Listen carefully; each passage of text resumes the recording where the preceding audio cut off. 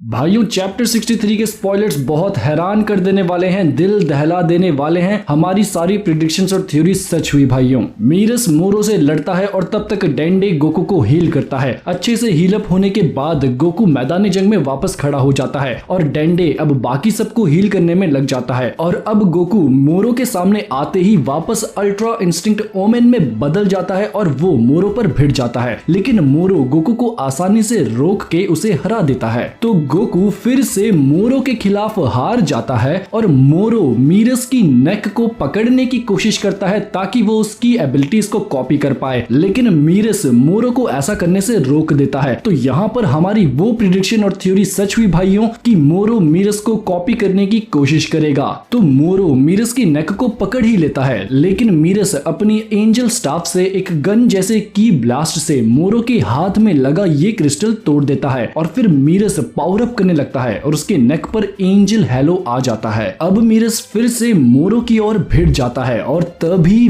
विस और बीरस भी बैटलफील्ड में आ जाते हैं। मैंने कहा था भाइयों, मैंने कहा था कि विस और बीरस भी मीरस के साथ अर्थ पर आए हैं और यहाँ पर हमारी वो थ्योरी सच होती है कि मीरस के साथ अर्थ पर बीरस और विस भी मौजूद हैं। बहुत बहुत शुक्रिया भाइयों इस थ्योरी को इतना प्यार देने के लिए। तो जैसे ही मीरस एंजल बनने लगता है वो धीरे धीरे ट्रांसपेरेंट भी होने लगता है और जैसे जैसे मीरस मोरो पर हमला करने आगे बढ़ता है उसे अपनी कुछ बातें याद आती हैं जो उसने टाइम चेम्बर में गोकू के साथ की थी। और हैरानी की बात यह है कि बीरस और विस मीरस को बिल्कुल भी नहीं रोक रहे हैं। मीरस को अपनी तरफ आता देख मोरो उस पर एक बहुत बड़ा एनर्जी ब्लास्ट कर देता है, लेकिन मीरस को इससे कोई फर्क नहीं पड़ता और वो मोरो के बिल्कुल सामने आ जाता है और वो मोरो के इस हेड वाले क्रिस्टल को पंच करके तोड़ देता है और इसी के साथ मोरो जमीन में गिर जाता है। और फिर इसके बाद मीरस धीरे धीरे गायब होने लगता है भाइयों, उसके टुकड़े टुकड़े होने लगते हैं और मीरस एक स्माइल के साथ गोकू की ओर देखता है। वो गोकू को कुछ कहता है और कंप्लीटली गायब हो जाता है। तो बेसिकली मेरे ख्याल से मीरस ने यहाँ पर एंजल कोड का वायोलेशन किया जिसकी वजह से वो डिसअपियर हो चुका है। और यहाँ पर सबसे इंपॉर्टेंट बात यह है कि विस ने भी मीरस को कुछ भी करने से नहीं रोका और इसी के साथ हमारी ये प्रेडिक्शन भी सच हुई जिसमें मैंने बताया था कि विस मीरस को एंजल कोड वायोलेट करने से क्यों नहीं रोकेगा। गोकू के सामने मीरस गायब हो गया और अब वो शॉक में खड़ा है और चैप्टर के लास्ट में बीरस और विस कुछ बात करते हैं और शायद गोकू अब मास्टर्ड अल्ट्रा इंस्टिंक्ट में बदल जाए। तो बहुत से सवाल है भाइयों, जैसे कि विस और बीरस ने मीरस को रोका क्यों नहीं, और क्या सच में मीरस खत्म बिल्कुल मर चुका है एंजल कोड का वायोलेशन करके, या फिर मीरस ग्रैंड प्रीस्ट के पास टेलीपोर्ट हुआ है, या फिर कहीं मीरस का ये डिसअपियर होना कोई स्ट्रेटेजी तो नहीं जिससे गोकू अपनी सैयन रेज की वजह से अल्ट्रा इंस्टिंक्ट को मास्टर कर दे, सेम उसी तरह जब क्रिलिन की मौत पर गोकू ने अपना सुपर सैयन ट्रांसफॉर्मेशन पाया था। मुझे उम्मीद नहीं थी कि ये सब इतनी जल्दी हो जाएगा। मेरा मानना था कि माजिन बू भी इस फाइट में शामिल होगा, लेकिन उस प्रेडिक्शन के सच होने के चांसेस अब कम लग रहे हैं। लेकिन बाकी सारी थ्योरीज और प्रेडिक्शंस बिल्कुल सच हुई हैं भाइयों। मैं शुरुआत से ही बोल रहा था कि विस और बीरस भी मीरस के साथ अर्थ पर आए हैं और मोरो मीरस को कॉपी करने की कोशिश करेगा। विस और मीरस के बीच पक्का कोई ना कोई बात हुई होगी भाइयों। विस ऐसे ही मीरस को मरने नहीं देगा, उसे ग्रैंड प्रीस्ट ने इस सब चीज की जिम्मेदारी दी थी और ग्रैंड प्रीस्ट ने कहा था कि I don't wish to lose an angel. तो पक्का कुछ प्लानिंग और सीक्रेट छिपे हैं मीरस के यूं गायब हो जाने के पीछे। और अब जो कि मोरो के ये क्रिस्टल्स टूट चुके हैं तो मोरो शायद अब किसी को भी कॉपी ना कर पाए और मे बी जिन लोगों को भी उसने कॉपी किया था वो सब एबिलिटीज भी अब मोरो में ना हो। तो जैसे ही बाकी डिटेल सामने आएंगी मैं वीडियो लेके आप सबके लिए सामने आ जाऊंगा। चैनल को सब्सक्राइब करके रखो, नोटिफिकेशन बेल बजा के रखो और जो प्यार आपने पिछले महीने की प्रेडिक्शंस और थ्योरीज में दिया है वैसे ही अभी भी देना, बहुत मजा आने वाला है भाइयों। फिलहाल आप सब अपनी राय कमेंट्स में बताइए। ये वीडियो अच्छा लगा हो तो लाइक करें और चैनल को सब्सक्राइब करें। मैं मिलूंगा आप सबको नेक्स्ट वीडियो में, तब तक के लिए खुदा हाफिज़, सादर प्रणाम।